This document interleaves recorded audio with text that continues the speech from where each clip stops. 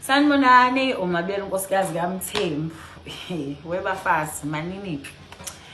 Ngibuyile kade ngingekho kusukela ngoSeptember.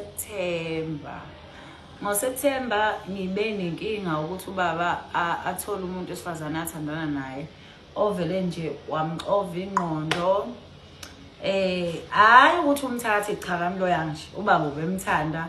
Lasizibaningi nje izinto ezenzakalayo ke phakathi kwethu. Ngendlela ukuthi yena angikwazi ke mina uqamba manga.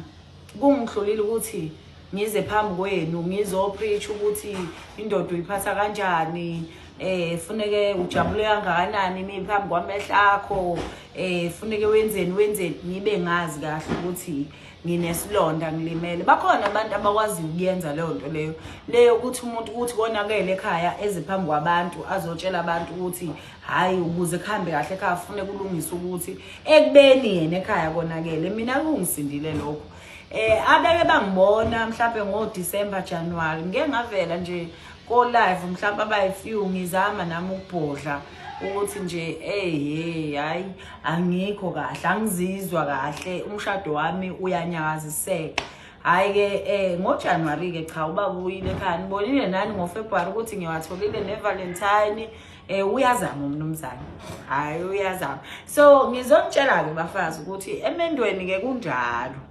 Akuhlezi libalele ilanga, kunemvula liyana, kunezikhukhula ngelinye ilanga umakhaza kufuneka ijazi ngelinye ilanga. Okwakho nje ukuthi umyeni wakho umengene eminyango ungakhohlwa ukuthi unkosikazi wakhe kuphela. Wena nje kufanele ungakhohlwa ukuthi unkosikazi wakhe. Kungenzeki mhlawumbe lale engagezile, kungenzeki futhi ukuthi abantu bembone engaayinelwe, kungenzeki uyidlale nje indima yakho ngokuphelele. Mhlawumbe uthule emlonyeni ukubone nje ukuthi ngampela ingcini iyobanjani. Angazi ke noma ubaba uzomthatha noma mncane. Yabo khona bamncalozayo. Asazi.